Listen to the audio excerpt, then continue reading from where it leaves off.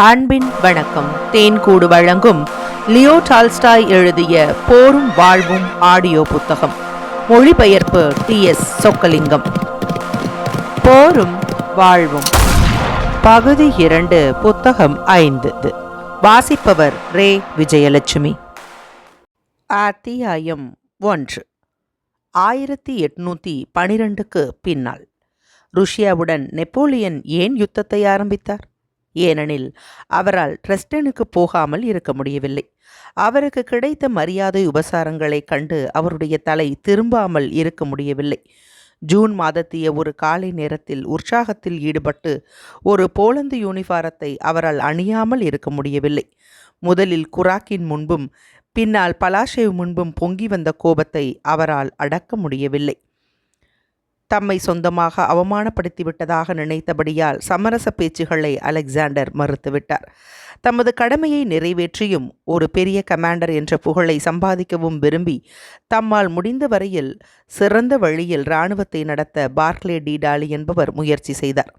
ஒரு சமதளமான வயலுக்கு குறுக்கே பாய்ச்சலில் போக வேண்டும் என்ற ஆசையை அவரால் அடக்க முடியாததால் பிரெஞ்சுக்காரர்களை ரஸ்டோவ் தாக்கினார். இதே மாதிரியாக யுத்தத்தில் கலந்து கொண்ட கணக்கற்ற நபர்கள் தங்களுடைய சொந்த குண விசேஷங்களுக்கும் பழக்க வழக்கங்களுக்கும் சந்தர்ப்பங்களுக்கும் நோக்கங்களுக்கும் ஒப்ப நடந்து கொண்டார்கள். அவர்கள் எல்லாரும் பயத்தினாலோ அல்லது வீண் பெருமையினாலோ தூண்டப்பட்டார்கள். மகிழ்ச்சி கொண்டோ அல்லது கோபம் கொண்டோ தங்களுடைய சொந்த விருப்பப்படியே தாங்கள் நடந்து கொள்ளுவதாகவும் தாங்கள் என்ன செய்கிறோம் என்பதை அறிந்திருப்பதாகவும் மனோராஜ்யம் செய்து காரணம் காட்டினார்கள். ஆனால் அவர்கள் எல்லோரும் தங்களை அறியாமலேயே சரித்திரத்தின் ஆயுதங்களாய் விளங்கி ஒரு வேலையை செய்து வந்தார்கள். அந்த விஷயம் அவர்களுக்கு அப்பொழுது மூடுமந்திரமாய் இருந்தது. ஆனால் நமக்கு அது புரியக்கூடியதாய் இருந்தது. பிரதானமான மனிதர்களின் தடுக்க முடியாத விதியாக இது இருக்கிறது. சமூகத்தில் எவ்வளவுக்கு எவ்வளவு உயர்வான பதவியில் அவர்கள் இருக்கிறார்களோ அவ்வளவுக்கு அவ்வளவு சுதந்திரம் குறைந்தவர்களாக அவர்கள் இருக்கிறார்கள். 1812 வருஷத்திய நடிகர்கள் வெகு காலத்திற்கு முன்பே மேடையை விட்டு போய்விட்டார்கள். அவர்களுடைய சொந்த ஆசைகள் எல்லாம் எவ்வித அடையாளமும் இல்லாமல் மறைந்து போயின. அக்காலத்திய விஷயம் எதுவும் இப்பொழுது இல்லை. ஆனால் அதனுடைய சரித்திர பலன்கள் மட்டும் நிலைத்திருக்கின்றன. அந்த மனிதர்களையெல்லாம் அந்த பரம்பொருள் கட்டாயப்படுத்தி தங்களுடைய சொந்த நோக்கங்களுக்காக முயற்சி செய்யும்படி செய்தது. அதன் மூலம் அவர்களில் ஒருவர் கூட எதிர்பார்த்திராத நெப்போலியனும் அலெக்சாண்டரும் கூட எதிர்பார்த்திராத யுத்தத்தில் கலந்து சண்டை போட்டவர்கள் கூட எதிர்பார்த்திராத அந்த மகா பெரிய காரியத்தை சாதிப்பதற்காக தூண்டியது. 1812 வருஷத்தில் பிரெஞ்சு இராணுவம் நாசமாய் போனதன் காரணம் இப்பொழுது நமக்கு தெளிவாய் தெரிகிறது. ஒரு பக்கத்தில் குளிர்கால போராட்டத்திற்கு வேண்டிய தயாரிப்புகள் இல்லாமல் ருஷ்யாவின் இருதய பாகத்திற்கு அந்த துருப்புகள் முன்னேறியது. மற்றொரு பக்கத்தில் ருஷ்ய பட்டாளங்கள் எரிந்ததனால் எதிரியின் மீதுள்ள துவேஷம் ருஷ்ய மக்களிடம் பொங்கியது. அந்த வேகம் யுத்தத்தின் யோகியதையை நிர்ணயித்தது. இவைதான் அந்த நாசத்திற்கு காரணங்கள் என்பதை ஒருவரும் மறுக்க முடியாது. 800,000 பேர் கொண்ட ஒரு இராணுவத்தை, உலகத்திலேயே சிறந்த இராணுவத்தை, சிறந்த ஜெனரலால் நடத்தப்பட்ட இராணுவத்தை, அதனுடைய எண்ணிக்கையில் பாதி கூட இல்லாத ஒரு பயிற்சியற்ற இராணுவத்தோடு, அனுபவம் இல்லாத கமாண்டர்களால் நடத்தப்பட்ட ருஷ்ய இராணுவத்தோடு சண்டை போடும்படி செய்வதன் மூலம்தான் அந்த பிரெஞ்சு இராணுவத்தை அழிப்பதற்குண்டான ஒரே வழி என்பதை அச்சமயம் ஒருவரும் கண்டுகொள்ளவில்லை. ஆனால் இப்பொழுது அது தெளிவாய் தெரிகிறது. இதை ஒருவர் பார்ப்பது மட்டுமல்ல, ருஷ்யாவின் பக்கத்தில் ருஷ்யாவை காப்பாற்றக்கூடிய அந்த ஒரே வழிக்கு இடையூறு செய்வதற்காக ஒவ்வொரு முயற்சியும் செய்யப்பட்டது. அதாவது நிச்சயமாய் நாசத்தை கொடுக்கக்கூடிய அந்த காரியம் செய்யப்பட்டது. 1812 வருஷத்தில் சரித்திர புத்தகங்களை பார்த்தால் பிரெஞ்சு ஆசிரியர்கள் ஒரு விஷயத்தை சொல்லுவதற்கு மிகவும் பிரியம் கொண்டிருந்தார்கள் என்பது தெரிகிறது. அதாவது தம்முடைய படையெடுப்பின் நீளத்தை நீட்டிக்கொண்டு போவதில் அபாயம் இருக்கிறதென்று நெப்போலியன் உணர்ந்தார் என்றும், அவர் எதிரிகளோடு யுத்தம் செய்ய விரும்பினார் என்றும், ஸ்மாலென்ஸ்க் நகரோடு அவர்கள் நின்று விட வேண்டும் என்று அவருடைய மார்ஷல்கள் ஆலோசனை கூறினார்கள் என்றும், இம்மாதிரி வேறு பல விஷயங்களையும் அந்த பிரெஞ்சு ஆசிரியர்கள் கூறுகிறார்கள். ஆகவே இதிலிருந்து அந்த படையெடுப்பில் உள்ள அபாயத்தை அப்பொழுதே அவர்கள் தெரிந்திருக்கிறார்கள் என்று தோன்றுகிறது. ருஷ்ய ஆசிரியர்கள் இதைவிட அதிகமான ஆசையோடு நமக்கு ஒரு விஷயத்தை கூறுகிறார்கள். யுத்தம் ஆரம்பமானதில் இருந்தே சித்தியன் யுத்த திட்டம் ஒன்றை கையாண்டு ருஷ்யாவின் உள்நாட்டிற்குள் நெப்போலியனை ஆசை காட்டி இழுத்தார்கள் என்று சொல்லுகிறார்கள். இந்த திட்டத்திற்கு பூயல் காரணம் என்று சிலரும், ஒரு பிரெஞ்சுக்காரர் காரணம் என்று வேறு சிலரும், டால் என்பவர் காரணம் என்று இன்னும் சிலரும், அலெக்சாண்டர் தான் காரணம் என்று மற்றும் சிலரும் சொல்கிறார்கள்.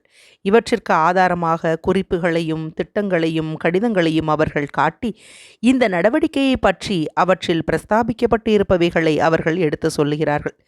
என்ன நடந்தது என்பதை பற்றி கூறும் இந்த பிரஸ்தாபங்கள் எல்லாம் அவை ருஷ்யாவின் பக்கமாக இருந்தாலும் சரி, பிரெஞ்சுக்காரரின் பக்கமாக இருந்தாலும் சரி, அந்த சம்பவத்திற்கு பொருத்தமானதாய் இருக்கிறபடியால் எடுத்து கூறுகிறார்கள். அந்த சம்பவம் நடந்திராவிட்டால் இந்த பிரஸ்தாபங்கள் எல்லாம் மறந்து விடப்பட்டிருக்கும்.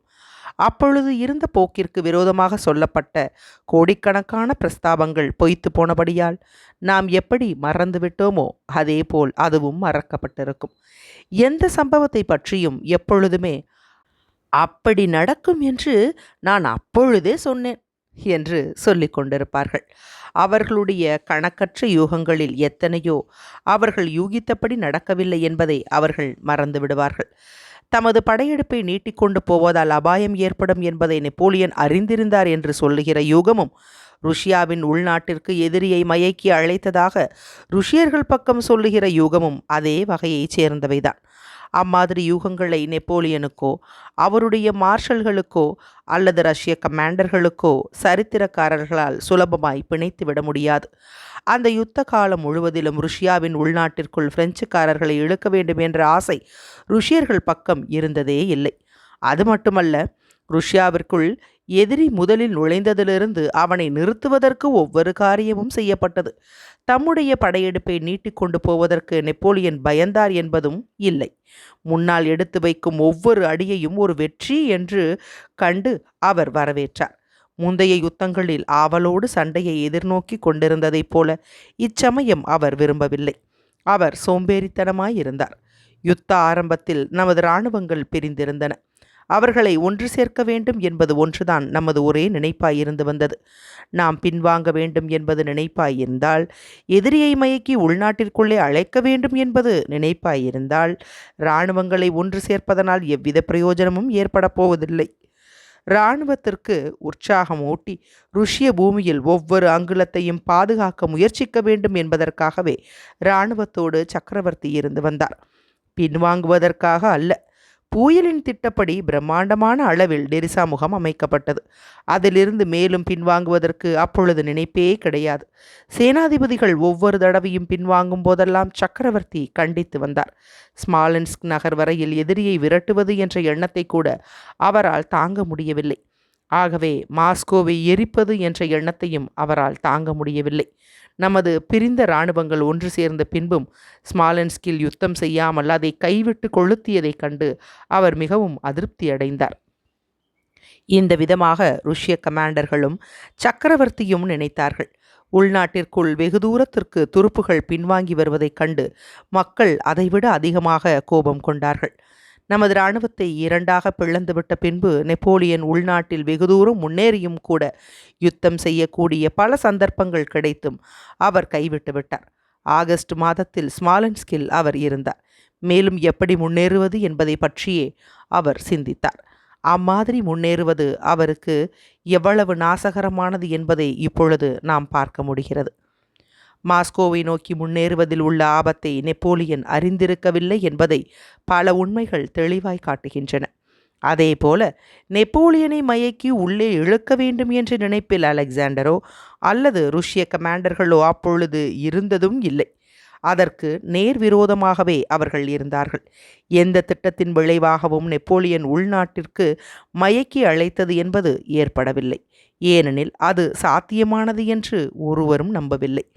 யுத்தத்தில் கலந்து கொண்டவர்களின் சூழ்ச்சிகள், நோக்கங்கள், ஆசைகள் ஆகியவற்றின் பல சிக்கலான தொடர்புகளாலும் எது தவிர்க்க முடியாதது என்பதையோ அல்லது ருஷ்யாவை காப்பாற்றக்கூடிய ஒரே வழி என்ன என்பதையோ அறிய முடியாத தாம் அந்த பலன் ஏற்பட்டது.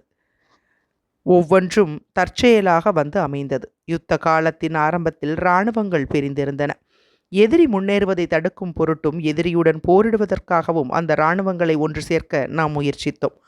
அவற்றை ஒன்று சேர்க்கும் முயற்சியில் பலமிகுந்த எதிரியோடு சண்டை போடுவதை தவிர்ப்பதற்காக அவசியம் நெருக்கமான கோணத்தில் பின்வாங்க வேண்டியிருந்தது. இதனால் ஸ்மாலன்ஸ்க் வரையில் பிரெஞ்சுக்காரர்களை நாம் அழைத்து வந்துவிட்டோம். பிரெஞ்சுக்காரர்கள் நம்முடைய 2 இராணுவங்களின் இடையே முன்னேறுகிறார்கள் என்பதற்காக மட்டும் நாம் நெருக்கமான கோணத்தில் பின்வாங்கவில்லை. அந்த கோணம் இன்னும் அதிகமாய் ஒடுங்கியபடியால் நாம் மேலும் பின்வாங்க வேண்டியதாயிற்று. பார்க்லே டி டாலி என்பவர் கெட்ட பெயர் எடுத்த ஒரு வெளிநாட்டவராகவும் பாக்ரேஷனால் விரும்பப்படாதவராகவும் இருந்தபடியால் பாக்ரேஷன் தான் 2வது இராணுவத்திற்கு சேனாதிபதியாக இருந்தார். 2 இராணுவங்களும் ஒன்று சேர்வதையும் பார்க்லேவுக்கு கீழே வேலை செய்ய வேண்டி இருப்பதையும் கூடிய வரையில் தவிர்க்க பாக்ரேஷன் நினைத்தபடியால் நாம் பின்வாங்கிக் கொண்டிருந்தோம். அம்மாதிரி 2 இராணுவங்களும் ஒன்று சேருவதை பாக்ரேஷன் தாமதப்படுத்தி வந்தார். அம்மாதிரி ஒன்று சேர வேண்டும் என்பதுதான் தலைமை காரியாலயத்தில் இருந்த எல்லோருடைய பிரதானமான அபிப்பிராயமாய் இருந்தது. ஏனென்றால் இம்மாதிரி பின்வாங்குவதால் தமது இராணுவத்திற்கு அபாயம் ஏற்படக்கூடும் என்றும், ஆகவே கூடியவரை இடது பக்கமாகவும் தெற்கு நோக்கியும் பின்வாங்குவதுதான் நன்மையாயிருக்கும் என்றும், அதன் மூலம் எதிரியை பக்கவாட்டிலும் பின்பக்கத்திலும் தொந்தரவு கொடுக்கும்படி அது செய்யும் என்றும், உக்ரைன் பிரதேசத்திலிருந்து தமது இராணுவத்திற்கு புதிய ஆட்களை சேர்க்க முடியும் என்றும் அவர் நினைத்தார். பதவியில் அவருக்கு கீழ்ப்பட்டுள்ள அந்த வெறுக்கப்பட்ட அந்நியரான பார்க்லேயின் சேனாதிபத்தியத்திற்கு கீழாக தாம் வரக்கூடாது என்ற நினைப்பிலேயே இம்மாதிரி அவர் திட்டமிட்டார் என்று தோன்றுகிறது. இராணுவத்தை உற்சாகப்படுத்துவதற்காக சக்கரவர்த்தி அதோடு தங்கினார். ஆனால் ஏராளமான ஆலோசகர்களும் திட்டங்களும் இருந்தபடியால் சக்கரவர்த்தி அங்கே பிரசன்னமாயிருந்தாலும் என்ன நடவடிக்கை எடுப்பது என்பதை அறியாமல் இருந்தபடியால் முதல் இராணுவத்தின் உற்சாகம் அழிந்து அது பின்வாங்க ஆரம்பித்தது. டிரிசா முகாமில் தங்கி நின்று யுத்தம் செய்ய வேண்டும் என்பதுதான் ஆரம்பத்தில் நோக்கமாயிருந்தது. ஆனால் தாம் சேனாதிபதியாக வரவேண்டும் என்ற நோக்கத்தோடு தமது முழு சக்தியையும் அலெக்சாண்டரிடம் பாலூசி உபயோகித்தபடியால் பூயலுடைய முழு திட்டமும் கைவிடப்பட்டது. சேனாதிபதியாக பார்க்லே நியமிக்கப்பட்டார். ஆனால் பார்க்லேயிடம் அதிக நம்பிக்கை இல்லாதபடியால் அவருடைய அதிகாரம் கட்டுப்படுத்தப்பட்டது. இராணுவங்கள் பிரிந்திருந்தன. சேனாதிபத்தியத்தில் ஒற்றுமை இல்லை. பார்க்லே செல்வாக்கில்லாமல் இருந்தார். இந்த குழப்பத்திலிருந்து, பிரிவிலிருந்து, அந்நிய நாட்டு சேனாதிபதியின் செல்வாக்கு குறைவிலிருந்து 2 விஷயங்கள் தோன்றின. ஒரு பக்கம் தீர்மானமான முடிவுக்கு வர முடியாத சஞ்சலமும், நேராக யுத்தம் செய்வதை தவிர்க்கும் மனோபாவமும் தோன்றின. நமது இராணுவங்கள் ஒன்று சேர்ந்து பார்க்லேவுக்கு பதிலாக வேறு யாராவது சேனாதிபதியாய் இருந்திருந்தால் அம்மாதிரி தவிர்த்திருக்க மாட்டோம். மற்றொரு பக்கத்தில் வெளிநாட்டு சேனாதிபதிகள் மீது வளர்ந்து கொண்டு வந்த கோபமும் தேசபக்தி ஆவேசமும் தோன்றின. கடைசியாக இராணுவத்தை விட்டு சக்கரவர்த்தி விலகினார். தலைநகர்களில் உள்ள மக்களையும் பொதுவாக நாட்டு மக்களையும் தேசாபிமான யுத்தத்திற்கு தூண்டிவிடுவதற்கு அவருடைய பிரசன்னம் அவசியம் என்று சொல்லப்பட்டது. இராணுவத்திலிருந்து விலகுவதற்கு இதுதான் மிகுந்த சௌகரியமான ஒரே காரணமாய் இருந்தது.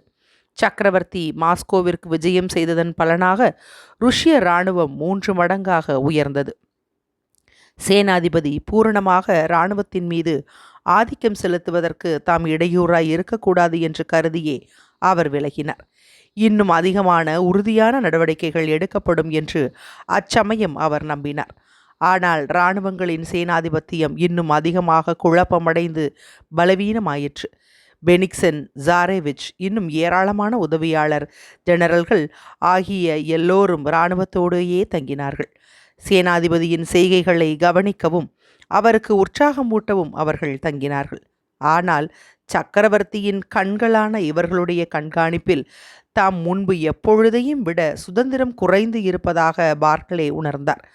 ஆகவே ஒரு தீர்மான நடவடிக்கையை எடுப்பதற்கு அவர் இன்னும் அதிகமாக உஷாராயிருந்தபடியால் எதிரியுடன் போரிடுவதை தவிர்த்து வந்தார். ஜாக்கிரதையாக இருக்க வேண்டும் என்று பார்க்லே சொன்னார். அது துரோகம் என்றும் உடனே போரிட வேண்டும் என்றும் ஜாரேவிச் சொன்னார். அவரைச் சேர்ந்த லூபாமைர்ஸ்கி, பிரானிட்ஸ்கி, விளாக்கி ஆகியவர்களும் மற்றவர்களும் மிகுந்த தொந்தரவை கிளப்பிவிட்டார்கள். இதனால் சக்கரவர்த்திக்கு யாதாஸ்துகள் அனுப்ப வேண்டும் என்ற பெயரில் அந்த போலிஷ் உதவியாளர் ஜெனரல்களை ஒவ்வொருவராக பீட்டர்ஸ்பர்க்கிற்கு அனுப்பிவிட்டார். அதன் பின்னால் பெனிக்சனுடனும் ஜாரேவிச்சுடனும் பகிரங்கமாக போராட்டத்தில் இறங்கினார். பாக்ரேஷன் விரும்பாமல் இருந்த போதிலும் ஸ்மாலன்ஸ்கில் கடைசியாக 2 இராணுவங்களும் ஒன்று சேர்ந்தன. பார்க்லி தங்கியிருந்த வீட்டிற்கு பாக்ரேஷன் ஒரு வண்டியில் போய் இறங்கினார். தம்மை விட பதவியில் மூத்த அதிகாரியான பாக்ரேஷனை சந்தித்து தம்முடைய சேவையை தெரிவிப்பதற்காக பட்டி அணிந்து பார்க்லே வெளியே வந்தார். பதவியில் மூத்தவராய் பாக்ரேஷன் இருந்தாலும் இந்த சமயத்தில் மிகுந்த பெருந்தன்மையுடன் பார்க்லேயிடமிருந்து உத்தரவுகளை பெற்றார். அவருக்கு கீழ் வேலை செய்வதாக ஒப்புக்கொண்ட போதிலும் கருத்து வேற்றுமை முன்னைவிட அதிகமாகவே இருந்தது. சக்கரவர்த்தியின் உத்தரவுப்படி பார்க்லேயிடம் நேராக பாக்ரேஷன் சென்று ஆஜரானார். சக்கரவர்த்தியின் நம்பிக்கையை பெற்ற அராக்சிவிற்கு அவர் ஒரு கடிதம் எழுதினார். சக்கரவர்த்தியின் விருப்பப்படியே எதுவும் நடக்க வேண்டும். ஆனால் என்னால் அந்த மந்திரியோடு, அதாவது பார்க்லேயோடு வேலை செய்ய முடியாது. கடவுளுக்காக என்னை வேறு எங்காவது அனுப்பிவிடுங்கள். ஒரு பட்டாளத்தின் கமாண்டராக இருந்தால் கூட போதும். இங்கே நடப்பது எதற்கும் அர்த்தமே கிடையாது. என்னுடைய சக்கரவர்த்திக்காகவும் என்னுடைய தந்தை நாட்டிற்காகவும் நான் உண்மையில் சேவை செய்வதாக நினைத்தேன். ஆனால் பார்க்லேவுக்கு சேவை செய்வதில் அது முடிந்திருக்கிறது. அம்மாதிரி செய்வதற்கு எனக்கு விருப்பமில்லை. பிரானிட்ஸ்கிகள், வின்ஜின் கெராடுகள், அவர்களை போன்ற கூட்டங்கள் எல்லாருமாக சேர்ந்து 2 சேனாதிபதிகளுக்கும் இடையிலுள்ள உறவுகளை அதிகமாக மனக்கசப்புள்ளதாக ஆக்கினார்கள். ஆகவே ஒற்றுமை குறைவு அதிகமாயிற்று. ஸ்மாலன்ஸ்க் முன்பாக பிரெஞ்சுக்காரரோடு போர் புரிய ஆயத்தங்கள் செய்யப்பட்டன. நிலைமையை பார்த்து அறிந்து வரும்படி ஒரு ஜெனரலை அனுப்பினார்கள். அந்த ஜெனரல் பார்க்லே மீது துவேஷம் கொண்டவர். அவர் ஒரு படைப்பிரிவு கமாண்டராகி அவருடைய நண்பரிடம் சவாரி போனார். நாள் பூராவாக அவரோடு இருந்துவிட்டு பின்னால் பார்க்லேயிடம் திரும்பினார். அவர் பார்க்காத அந்த சுற்றுப்புறங்கள் எல்லாம் யுத்தத்திற்கு எவ்விதத்திலும் பொருத்தமானவை அல்ல என்று கூறினார். எதிர்கால போர்க்களத்தை பற்றிய வாதங்களும் சூழ்ச்சிகளும் ஒரு பக்கத்தில் நடந்து வந்தன. பிரெஞ்சுக்காரர்களுடன் தொடர்பு அற்று போனதால் அவர்கள் எங்கே இருக்கிறார்கள் என்று மற்றொரு பக்கத்தில் தேடி பார்த்து கொண்டிருந்தார்கள். இச்சமயத்தில் பிரெஞ்சுக்காரர்கள் நெவ்ராஸ்கியினுடைய படைப்பிரிவின் பக்கத்தில் நெருங்கி ஸ்மாலன்ஸ்கினுடைய வெளிப்புற சுவர்களை வந்து அடைந்தார்கள். நம்முடைய போக்குவரத்து பாதையை காப்பாற்றுவதற்காக எதிர்பாராத யுத்தத்தை ஸ்மாலன்ஸ்கி நடத்த வேண்டியது அவசியமாயிற்று. போர் நடந்தது. இரு பக்கங்களிலும் ஆயிரக்கணக்கானவர்கள் மாண்டார்கள். எல்லா மக்களினுடையவும் சக்கரவர்த்தியினுடையவும் விருப்பங்களுக்கு விரோதமாக நகரம் கைவிடப்பட்டது. ஆனால் அந்த ஸ்மாலன்ஸ்க் நகர கவர்னரால் தவறான வழி காட்டப்பட்டு அந்த நகரை அதில் வாழ்ந்து வந்த மக்களே தீ வைத்து கொளுத்தினார்கள். இதனால் கெட்டுப்போன பிரஜைகள் மற்ற ருஷ்யர்களுக்கு இதை எடுத்து காட்டுவதற்காக மாஸ்கோவிற்கு போனார்கள். தங்களுடைய நஷ்டங்களை பற்றி மட்டும்தான் அவர்கள் நினைத்து கொண்டிருந்தார்கள். என்றாலும் எதிரி மீது துவேஷம் கொழுந்து விடும்படி அவர்கள் தூண்டினார்கள். நெப்போலியன் மேலும் முன்னேறினார். நாம் பின்வாங்கினோம். அதன் பலனாக அவருடைய நாசத்திற்கு எது காரணமாயிருந்ததோ அதற்கு அவர் வந்து சேர்ந்தார். அத்தியாயம் 1 நிறைவடைந்தது. அத்தியாயம் 2. வயோதிக தந்தைக்கு ஆண்ட்ரூ கடிதம். தமது குமாரர் புறப்பட்டு போன தினத்திற்கு மறுநாள் இளவரசர் நிக்கலஸ் தம்முடைய படிப்பு அறைக்கு வரும்படி இளவரசி மேரிக்கு சொல்லி அனுப்பினார். நல்லது, இப்போது உனக்கு திருப்திதானா என்று அவர் கேட்டார். என்னுடைய குமாரனிடம் சண்டை போடும்படி நீ செய்துவிட்டாய். உனக்கு வேண்டியதெல்லாம் அதுதான். திருப்திதானா? அது என்னை வருத்துகிறது, என்னை வருத்துகிறது. நான் பலவீனமாயும் வயோதிகமாயும் இருக்கிறேன். ஆனால் உனக்கு வேண்டியது இதுதான். நல்லது, அதை பற்றி பெருமை அடித்துக்கொள். அதை பற்றி பெருமை அடித்துக்கொள். அதற்கு பின்னால் 1 வாரம் முழுவதிலும் இளவரசி மேரி தனது தந்தையை பார்க்கவில்லை. அவர் உடம்பு அசௌக்கியமாய் இருந்தபடியால் தமது படிப்பு அறையை விட்டு வெளியே வரவில்லை. அந்த அசௌக்கியமான காலத்தில் தம்முடைய அறைக்கு தன்னை மட்டும் வரக்கூடாது என்று அவர் தடுக்கவில்லை. குமாரி பௌரியனையும் கூட வரக்கூடாது என்று தடுத்துவிட்டது இளவரசி மேரிக்கு ஆச்சரியமாய் இருந்தது. டைக்கன் ஒருவன்தான் அவருக்கு வேண்டியவைகளை கவனித்து வந்தான். அந்த வார கடைசியில் இளவரசர் மீண்டும் வெளியே வந்தார். தமது பழைய வாழ்க்கை முறையை மீண்டும் மேற்கொண்டார். முக்கியமாக கட்டடம் கட்டும் வேலைகளிலும் தோட்டங்கள் போடும் வேலைகளிலும் அவர் மிகுந்த சிரத்தைகள் காட்டி வந்தார். குமாரி பௌரியனுடன் தமது உறவுகளை அவர் பூரணமாக முறித்து கொண்டார். அவருடைய பார்வைகளும் அவருடைய குமாரியிடம் அவர் காட்டும் கனிவு இல்லாத தொனியும், நீ இப்போது பார்த்தாயா? நீ எனக்கு விரோதமாக சூழ்ச்சி செய்தாய். அந்த பிரெஞ்சு பெண்ணுடன் எனக்குள்ள சம்பந்தத்தை பற்றி நீ இளவரசர் ஆண்ட்ரூவிடம் பொய் கூறினாய். அவருடன் நான் சண்டை போடும்படி செய்தாய். இப்போது பார்த்துக்கொள். இப்போது நீயோ அவளோ எனக்கு வேண்டியதில்லை என்று சொல்லுவது போல தோன்றியது. இளவரசி மேரி ஒவ்வொரு நாளும் பாதி நேரத்தை குஞ்சு நிக்கலஸின் படிப்புகளை கவனித்து அவனுக்கு ருஷ்ய பாஷையையும் சங்கீதத்தையும் தானே சொல்லிக் கொடுப்பதிலும் டெசலஸுடன் சம்பாஷிப்பதிலும் செலவிட்டு வந்தாள். மீதமுள்ள பாதி தினத்தை அவள் புத்தகம் படிப்பதிலும் அவளுடைய வயோதிக தாதியுடனோ அல்லது அவளுடைய பின்வாசல் வழியாக அவளை பார்க்க வரும் கடவுளின் மக்கள் உடனோ பேசுவதிலும் செலவிட்டு வந்தாள். யுத்தங்களை பற்றி பெண்கள் என்ன நினைப்பார்களோ அதே மாதிரி அப்பொழுது நடந்து வந்த யுத்தத்தை பற்றியும் இளவரசி மேரி நினைத்தாள். அந்த யுத்தத்தில் கலந்து கொண்டிருந்த தனது சகோதரருக்காக அவள் பயம் கொண்டாள். மனிதர்கள் ஒருவரை ஒருவர் கொல்லும்படி தூண்டிவிடும் அந்த விசித்திரமான குரூரத்தை கண்டு அவள் பீதியுற்று மலைப்பு கொண்டாள். ஆனால் இந்த யுத்தத்தின் முக்கியத்துவம் என்னவென்பதை அவளால் அறிந்து கொள்ள முடியவில்லை. இதற்கு முன்னால் நடந்த எல்லா யுத்தங்களையும் போலவே எந்த யுத்தமும் அவளுக்கு காணப்பட்டது. டெசல்லஸுடன் அவள் அடிக்கடி பேசி வந்த போதிலும் இந்த யுத்தத்தின் முக்கியத்துவத்தை அவள் உணரவில்லை. யுத்தத்தின் போக்கை பற்றி அறிந்து கொள்ளுவதில் டெசல்லஸ் ஆர்வத்தோடு இருந்தார். யுத்தத்தை பற்றி தமக்கு தோன்றுகிற வழியில் அவளுக்கு எடுத்து கூற முயற்சி செய்து வந்தார். அவளை பார்க்க வரும் அந்த கடவுளின் மக்கள் தங்கள் வழியில் அந்த யுத்தத்தை பற்றி வியாக்கியானம் செய்வார்கள். அதாவது கிறிஸ்துவ விரோதி ருஷ்யாவுக்குள் படையெடுத்து வருவதாக மக்களிடம் வதந்தியை அவர்கள் சொன்னார்கள். இப்போது இளவரசி ட்ருபெட்ஸ்கயா என்ற பெயரோடு விளங்கும் ஜூலி என்பவள் மீண்டும் இளவரசி மேரியோடு கடித போக்குவரத்தை ஆரம்பித்து விட்டாள். அவள் மாஸ்கோவிலிருந்து தேசபக்தி நிறைந்த கடிதங்களை எழுதி வந்தாள். எனது நல்ல சிநேகிதியே, நான் உனக்கு ருஷ்ய பாஷையில் எழுதுகிறேன். பிரெஞ்சு கலந்த ருஷ்ய பாஷையில்தான் ஜூலி எழுதினாள். ஏனெனில் பிரெஞ்சு சம்பந்தப்பட்ட ஒவ்வொன்றையும் நான் வெறுக்கிறேன். அதை பேசுவதை என்னால் கேட்க முடியவில்லை. இங்கே மாஸ்கோவில் உள்ள நாங்கள் நாம் பூஜித்து வருகிற சக்கரவர்த்திக்காக காட்டுகிற உற்சாகத்தினால் இருமாப்பு அடைந்திருக்கிறோம். யூதர்களின் விடுதியில் பாவம் எனது கணவர் பசியினாலும் வேதனைகளினாலும் கஷ்டமடைந்து கொண்டிருக்கிறார். ஆனால் எனக்கு கிடைத்துள்ள செய்தி எனக்கு மிகுந்த உற்சாகத்தை கொடுக்கிறது.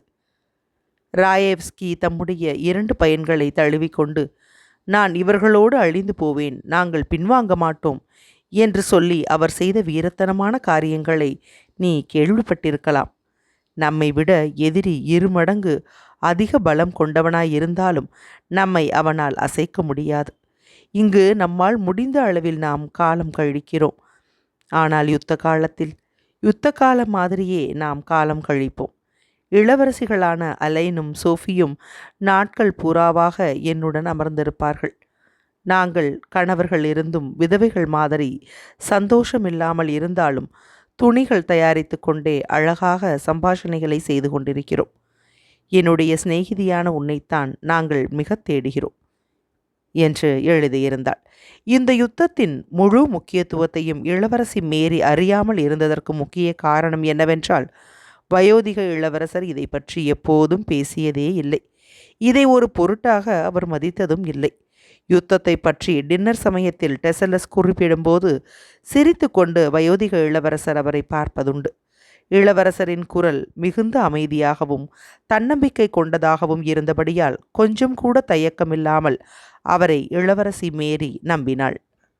அந்த ஜூலை மாதம் முழுவதும் வயோதிக இளவரசர் மிக அதிகமாக சுறுசுறுப்புடன் உற்சாகத்துடன் காணப்பட்டார். மற்றொரு தோட்டம் அமைப்பதற்கு அவர் திட்டம் போட்டார். வீட்டு வேலை செய்யும் அடிமைகளுக்கு ஒரு புது கட்டடம் கட்டுவதற்கு ஆரம்பித்தார். அவர் வெகு சொற்பமாக தூங்கியதாலும் வழக்கம் போல தமது படிப்பு அறையில் தூங்காமல் தான் தூங்கும் இடத்தை ஒவ்வொரு நாளும் மாற்றிக்கொண்டு இருந்ததாலும் அது ஒன்றுதான் இளவரசி மேரிக்கு அவரை பற்றி மிகுந்த கவலையை கொடுத்து வந்தது. ஒரு நாள் கண்ணாடி அறையில் தம்முடைய மடக்கு கட்டிலை போட வேண்டுமென்று அவர் உத்தரவிடுவார். மற்றொரு நாள் சோஃபாவிலேயே இருந்து விடுவார். இன்னொரு நாள் வரவேற்பு அறையில் உள்ள சோஃபாவிலேயே படுத்து கொள்ளுவார். உடைகளை கலற்றாமல் கூட அவர் படுத்து தூங்குவதுண்டு. குமாரி பௌரியனுக்கு பதிலாக ஒரு அடிமை பையன் அவருக்கு வாசித்து சொல்லுவதுண்டு. சில வேளைகளில் சாப்பாட்டு அறையிலேயே இரவு பூராவாக இருந்து விடுவார். ஆகஸ்ட் மாதம் 1 தேதியன்று இளவரசர் ஆண்ட்ரூவிடமிருந்து அவருக்கு 2வது கடிதம் வந்தது. அவர் வீட்டை விட்டு புறப்பட்டு போனவுடனே முதல் கடிதம் எழுதினார். அந்த கடிதத்தில் தாம் சொல்லியவைகளை மன்னித்து தம் மீது மறுபடியும் கருணை காட்ட வேண்டும் என்று மிகுந்த பவ்யமாக இளவரசர் ஆண்ட்ரூ எழுதியிருந்தார். இந்த கடிதத்திற்கு பதிலாக மிகுந்த அன்பு காட்டி வயோதிக இளவரசர் பதில் எழுதினார். அந்த வினாடியிலிருந்து அந்த பிரெஞ்சு பெண்ணை தூரத்தில் ஒதுக்கி வைத்து விட்டார். ஒயிட் டெப்ஸ்க் என்ற இடத்தை பிரெஞ்சுக்காரர்கள் கைப்பற்றிய பின்பு அந்த ஊருக்கு பக்கத்தில் ஒரு இடத்திலிருந்து இளவரசர் ஆண்ட்ரூ 2வது கடிதத்தை எழுதினார். அந்த யுத்தத்தை பற்றி சுருக்கமாக கூறிவிட்டு தாம் வரைந்த ஒரு யுத்த படத்தையும் தமது கடிதத்தோடு அனுப்பி யுத்தம் எம்மாதிரி எதிர்காலத்தில் நடக்கும் என்ற தமது அபிப்பிராயத்தையும் எழுதியிருந்தார். இந்த கடிதத்தில் தமது தந்தைக்கு பால்ட் ஹில்ஸில் தங்குவது ஆபத்தானது என்பதையும் இராணுவத்தின் நேராரஸ்தாவில் அது இருப்பதையும் யுத்த அரங்கத்திற்கு வெகு சமீபமாக இருப்பதையும் இளவரசர் ஆண்ட்ரூ சுட்டிக்காட்டி மாஸ்கோவுக்கு போகும்படி யோசனை கூறியிருந்தார். அன்று டின்னர் சமயத்தில் டெசலஸ் என்பவர் ஒயிட் டெப்ஸ்க் என்ற இடத்திற்குள் பிரெஞ்சுக்காரர்கள் ஏற்கனவே நுழைந்து விட்டதாகச் சொன்னார். இதை கேட்டதும் தமது குமாரரின் கடிதத்தை வயோதிக இளவரசர் நினைவு கூர்ந்தார். இன்று இளவரசர் ஆண்ட்ரூவிடமிருந்து ஒரு கடிதம் வந்திருந்தது என்று அவர் இளவரசி மேரியிடம் கூறினார். நீ அதை வாசிக்கவில்லையா? இல்லையப்பா என்று அவள் பீதியுற்ற குரலில் பதிலளித்தாள். அந்த கடிதம் வந்திருக்கிறது என்பது கூட அவளுக்கு தெரியாதபடியால் அவள் அந்த கடிதத்தை வாசித்திருக்க முடியாது. அவர் இந்த யுத்தத்தை பற்றி அதில் எழுதியிருக்கிறார் என்று இளவரசர் ஒரு கேலி புன்னகையோடு சொன்னார். தற்கால யுத்தத்தை பற்றி பேசும்போதெல்லாம் அவர் அம்மாதிரி புன்னகை காட்டுவது பழக்கமாகிவிட்டது. அது மிகுந்த சுவாரஸ்யமாய் இருக்க வேண்டும். இளவரசர் ஆண்ட்ரூ விஷயங்களை தெரிந்து கொள்ளக்கூடிய ஒரு நிலைமையில் இருக்கிறார் என்றார் டெசலஸ். ஓ ஓ ரொம்ப சுவாரஸ்யமாய் இருக்கும் என்று குமாரி பௌரியன் சொன்னார். நீ போய் அதை எடுத்து வா என்று வயோதிக இளவரசர் குமாரி பௌரியனிடம் சொன்னார்.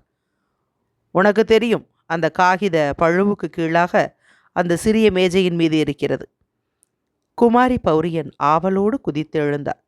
இல்லை, வேண்டாம் என்று முகசுழிப்போடு அவர் கூறினார். நீர் போம் மைக்கேல் இவானோவிச். மைக்கேல் இவானிச் எழுந்து படிப்பு அறைக்கு போனார்.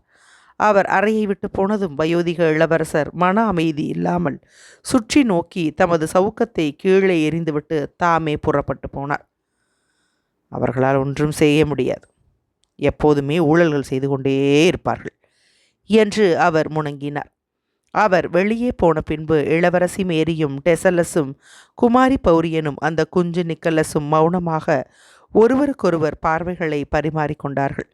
மைக்கேல் இவானிச் வந்தார். ஒரு கடிதத்தையும் ஒரு கட்டட பிளான் படத்தையும் கொண்டு வந்தார். இவற்றை அவர் தமது பக்கத்தில் வைத்து கொண்டார். டின்னர் சமயத்தில் ஒருவரும் வாசிக்க வேண்டாம் என்று அவர் நினைத்தார். வரவேற்பு அறைக்கு போனவுடன் இளவரசி மேரியிடம் அவர் அந்த கடிதத்தை கொடுத்தார். தமக்கு முன்பாக புதிய கட்டடத்தின் படத்தை விரித்து வைத்து பார்வையை அதில் செலுத்தி அந்த கடிதத்தை இளவரசி மேரி வாசிக்கும்படி சொன்னார். அவள் அம்மாதிரி வாசித்த பின்பு தனது தந்தையை கேள்விக்குறியோடு இளவரசி மேரி நோக்கினாள். அவர் அந்த கட்டட படத்தை பரிசோதித்து கொண்டிருந்த போது சிந்தனையில் மூழ்கி இருந்ததாக தோன்றினார். அதை பற்றி நீர் என்ன நினைக்கிறீர் இளவரசே என்று டெசலஸ் கேள்வி கேட்க துணிந்தார். நானா நானா என்று இளவரசர் சந்தோஷமில்லாமல் தூக்கத்திலிருந்து விழித்ததைப் போல கூறினார். கட்டடப்படத்தை விட்டு தமது கண்களை அவர் எடுக்கவில்லை. ஒரு ஒரு ஒருவேளை ஒருவேளை யுத்த அரங்கம் நமக்கு மிக நெருக்கமாக வந்து சேரலாம். யுத்த அரங்கமா என்று இளவரசர் பேசினார். யுத்த அரங்கம் என்பது போலந்து நாட்டில்தான் என்று நான் முன்பே சொல்லியிருக்கிறேன். இன்னமும் சொல்கிறேன். நீமன் நதிக்கு அப்புறமாக எதிரி ஒரு காலம் கடந்து வர முடியாது. இளவரசரை மிகுந்த திகைப்போடு டெசலஸ் நோக்கினார். ஏனெனில் ஏற்கனவே எதிரி நீப்பர் நதிக்கு பக்கத்தில் வந்த பின்பு இந்த இளவரசர் நீமன் நதியை பற்றி பேசிக்கொண்டிருந்தது அவருக்கு திகைப்பாயிருந்தது. ஆனால் இளவரசி மேரி பூகோள ரீதியில் நீமன் நதி எங்கே இருக்கிறது என்பதை மறந்துவிட்டு தமது தகப்பனார் சொல்லுவதுதான் சரியாக இருக்கும் என்று நினைத்தாள். பனி வருகிற காலத்தில் அவர்கள் எல்லோரும் போலந்தில் உள்ள சதுப்பு நிலங்களில் அமுங்கி போவார்கள். அதை அவர்களால் புரிந்து கொள்ள முடியவில்லை என்று இளவரசர் பேசினார். 1807 வருஷத்திய படையெடுப்பை பற்றி அவர் நினைத்து கொண்டு பேசியதாக தோன்றியது. அது வெகு சமீபத்தில் நடந்ததைப் போல அவருக்கு தோன்றியது. சீக்கிரமாக பிரஷ்யாவுக்கு உள்ளே பெனிக்சன் படையெடுத்து செல்ல வேண்டும். அப்புறம் விஷயமெல்லாம் வேறு விதமாக திரும்ப ஆரம்பித்துவிடும். ஆனால் இளவரசே, இந்த கடிதம் வைடிப்ஸ்க் என்ற இடத்தை குறிப்பிடுகிறது என்று டெசல்லஸ் பயத்தோடு ஆரம்பித்தார். ஆ அந்த கடிதமா? ஆமாம் என்று வெகு வெடுப்பாக இளவரசர் பதிலளித்தார். ஆமாம். அவருடைய முகம் ஒரு சோர்வான தோற்றத்தை காட்டியது. அவர் சிறிது தயங்கினார். ஆமாம், பிரெஞ்சுக்காரர்களை தோற்கடித்து விட்டதாக அவர் எழுதுகிறார். அந்த நதியின் பெயர் என்ன? எந்த நதி?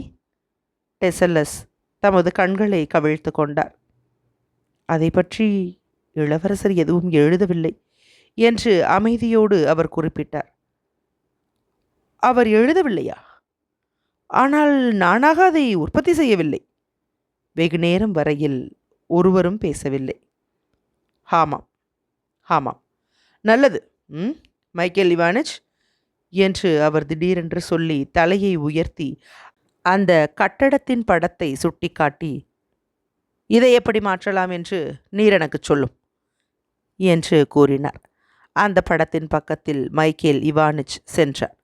அவரிடம் புது கட்டடத்தை பற்றி பேசிய பின்பு இளவரசி மேரியையும் டெசல்லஸையும் இளவரசர் கோபத்தோடு பார்த்துவிட்டு தமது அறைக்கு போனார்.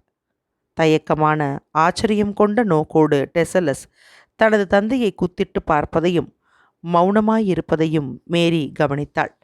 தனது தந்தை தமது குமாரரின் கடிதத்தை வரவேற்பு அறையில் மேஜையில் வைத்துவிட்டு மறந்து போனதைக் கண்டு இளவரசி மேரி ஆச்சரியம் கொண்டாள். அதை பற்றி பேசுவதற்கும் அவருடைய குழப்பத்திற்கும் மௌனத்திற்கும் என்ன காரணம் என்று டெசலஸை கேட்பதற்கு மட்டும் அவள் பயந்தாள் என்பதில்லை, அவற்றை பற்றி நினைப்பதற்கு கூட அவள் பயந்தாள்.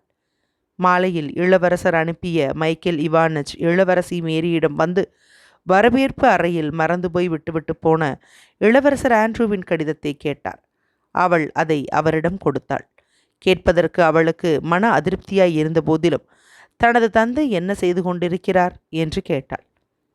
எப்போதும் அவர் சுறுசுறுப்பாக இருக்கிறார் என்று மரியாதையான கேலி புன்னகையுடன் மைக்கேல் இவானிச் பதிலளித்தார். அந்த கேலி புன்னகை இளவரசி மேரியை முகம் வெளிரி போகும்படி செய்தது. அந்த புது கட்டடத்தை பற்றி அவர் மிக அதிகமாக கவலை கொண்டிருக்கிறார். அவர் படிப்பது வெகு சொற்பம். தமது குரலை தனித்து, ஆனால் அவர் இப்போது தம்முடைய மேஜையின் முன்பாக அமர்ந்து தமது உயிலை எழுதுவதில் மும்முரமாக இருப்பதாக நான் நினைக்கிறேன். தமது மரணத்திற்கு பின்பு அவள் உயில் என்று சொல்லுகிற ஏதோ சில தஸ்தாவேஜுகளை எழுதி வைத்துவிட்டு போக வேண்டுமென்பது இளவரசரின் மனதுக்கு உகந்த வேலையாக சமீப காலமாக இருந்து வருகிறது. அல்பாட்டிச்சை ஸ்மாலன்ஸிற்கு அனுப்புகிறார்களா என்று இளவரசி மேரி கேட்டாள். ஓ ஆமாம், அவர் புறப்படுவதற்காக காத்து கொண்டிருக்கிறார். அத்தியாயம் 2 நிறைவுற்றது. அத்தியாயம் 3. வயோதிக இளவரசரின் அந்திம கால வாழ்க்கை. அந்த கடிதத்தோடு மைக்கேல் இவானிச் அறைக்கு திரும்பிய போது மூக்கு கண்ணாடியை கண்ணில் போட்டவாறு வெளிச்சம் விழாதபடி கண்களுக்கு மேல் ஒரு மறைப்பு போட்டுக்கொண்டு வயோதிக இளவரசர் தமது திறந்த மேஜை முன்னால் அமர்ந்திருந்தார். மேஜை மீது இருந்து மெழுகுவர்த்திகளின் வெளிச்சம் மறைக்கப்பட்டிருந்தது. தமது நீட்டிய கையில் ஒரு காகிதத்தை வைத்து கொண்டு தாம் எழுதியவற்றை நாடக பாணியில் வாசித்து கொண்டிருந்தார். அதை தாம் எழுதிய குறிப்புகள் என்று அவர் சொல்லி வந்தார். அந்த யாதாஸ்தில் அவருடைய மரணத்திற்கு பின்னால் அது சக்கரவர்த்திக்கு அனுப்பப்பட வேண்டும் என்று குறிப்பிட்டிருந்தார். மைக்கேல் இவானிச் உள்ளே நுழைந்தபோது இளவரசரின் கண்களில் நீர் நிறைந்திருந்தது. அவர் அப்போது வாசித்து கொண்டிருந்த அந்த யாதாஸ்து எழுதிய காலம் அவருக்கு நினைவுக்கு வரவே அவருடைய கண்களில் நீர் நிறைய ஆரம்பித்தது. மைக்கேல் இவானாவிச்சிடமிருந்து கடிதத்தை அவர் வாங்கி தமது ஜேபியில் போட்டுவிட்டு தாம் கையில் வைத்திருந்த யாதாஸ்தை மடக்கி அங்கே வெகுநேரம் காத்து கொண்டிருந்த அல்பாட்டிஷ் என்பவரை அழைத்தார்.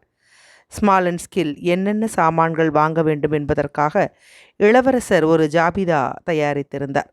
அல்பாட்டிச்சை கடந்து அந்த அறையில் மேலும் கீழுமாக நடந்து கொண்டே அந்த கதவு ஓரமாக நின்ற அந்த அல்பாட்டிச்சுக்கு என்னென்ன செய்ய வேண்டும் என்பதை பற்றி உத்தரவுகள் கொடுத்து கொண்டிருந்தார். முதலில் எழுதும் காகிதங்கள் உனக்கு கேட்கிறதா? அதில் 8 குயர்கள் வேண்டும். இந்த மாதிரி கில்ட் விளிம்புகள் கொண்டதாய் இருக்க வேண்டும். நான் கொடுக்கும் மாதிரியைப் போலவே அப்படியே இருக்க வேண்டும்.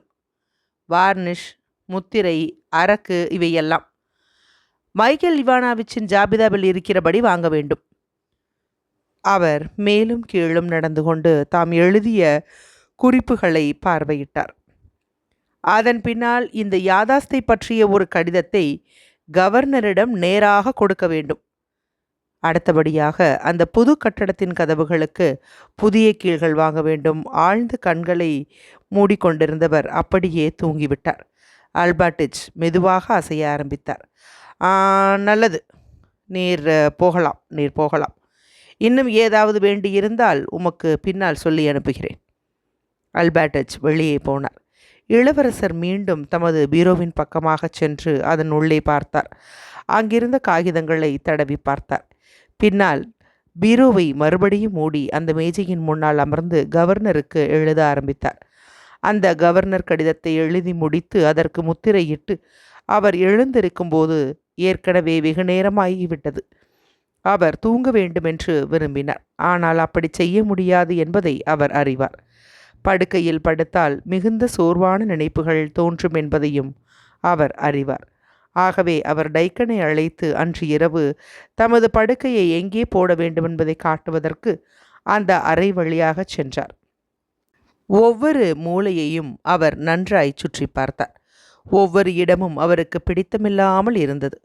படிக்கிற அறையில் உள்ள அவருக்கு பழக்கமான அந்த சோஃபாதான் அவருக்கு ரொம்ப வெறுப்பாக இருந்தது. அது அவருக்கு பயங்கரமாய் தோன்றியது.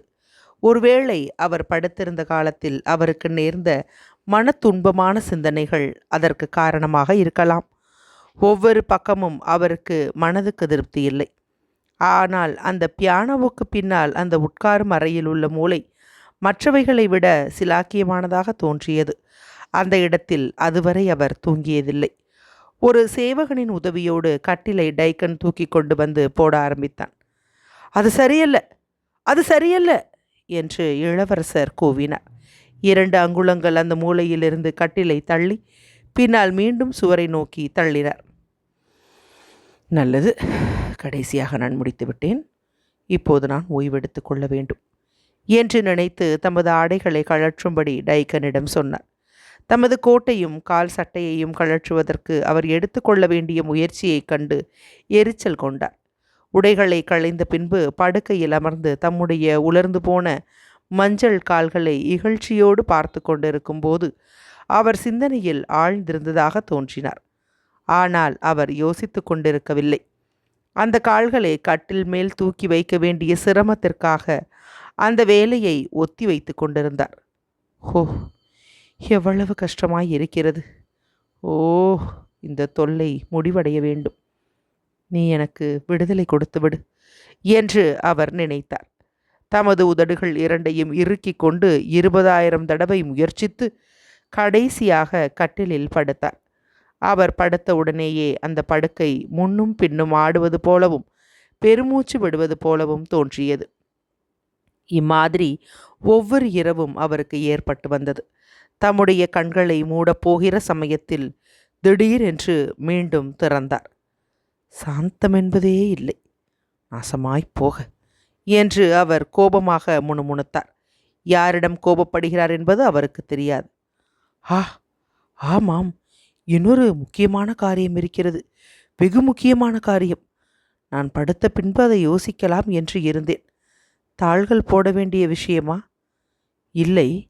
நான் அதை பற்றி அவனிடம் சொல்லி இருக்கிறேன். இல்லை, அந்த காரியம் ம், அந்த காரியம் ஆ வரவேற்பு அறையில் நடந்த விஷயம். இளவரசி மேரி அசட்டுத்தனமாக ஏதோ பேசினாள். அந்த முட்டாள் டெசல்லஸ் ஏதோ சொன்னான். ஏதோ எனது ஜேபியில் ஞாபகம் இல்லையே. டைக்கன், நாம் டின்னரின் போது அங்கே என்ன பேசிக் கொண்டிருந்தோம்? இளவரசர் மைக்கேலை பற்றி. அமைதியாயிரு, அமைதியாயிரு என்று இளவரசர் சொல்லி அந்த மேஜை மீது தமது கையை அறைந்தார். ஆமாம், எனக்கு தெரியும். இளவரசர் ஆண்ட்ரூவின் கடிதம். இளவரசி மேரி அதை வாசித்தாள். ஒயிட் டெப்ஸ் பற்றி டெசலஸ் ஏதோ சொன்னான். இப்போது நான் அதை வாசிப்பேன். தமது ஜேபியிலிருந்து அந்த கடிதத்தை எடுத்து அந்த மேஜையை தமது படுக்கைக்கு அருகே இழுத்தார். அந்த மேஜை மீது ஒரு கோப்பை லெமனேடும் ஒரு மெழுகுவர்த்தியும் இருந்தது. தமது கண்ணாடியை போட்டுக்கொண்டு அவர் வாசிக்க ஆரம்பித்தார்.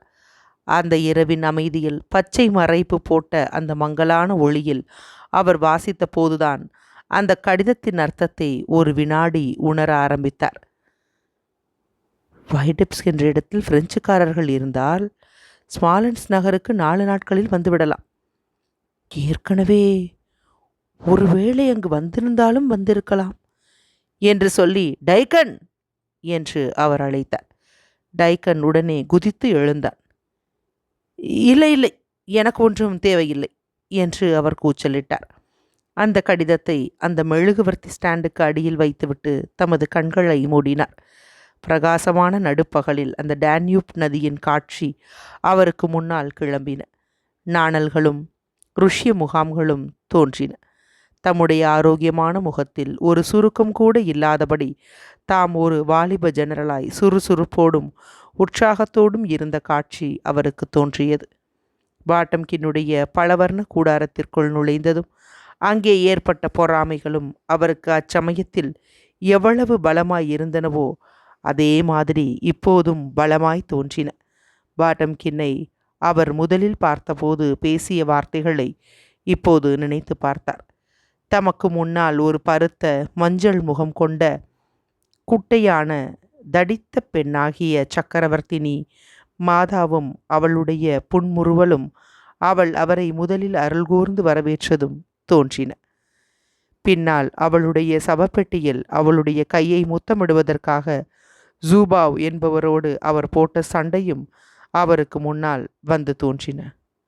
ஓ, சீக்கிரம் சீக்கிரம் இப்போது உள்ளவைகளை எல்லாம் விட்டுவிட்டு அந்த காலத்திற்கு போக முடியுமானால் சீக்கிரம் சீக்கிரம் என்னை அவர்கள் அமைதியாக இருக்க விடுவார்களாக. அத்தியாயம் 3 நிறைவுற்றது.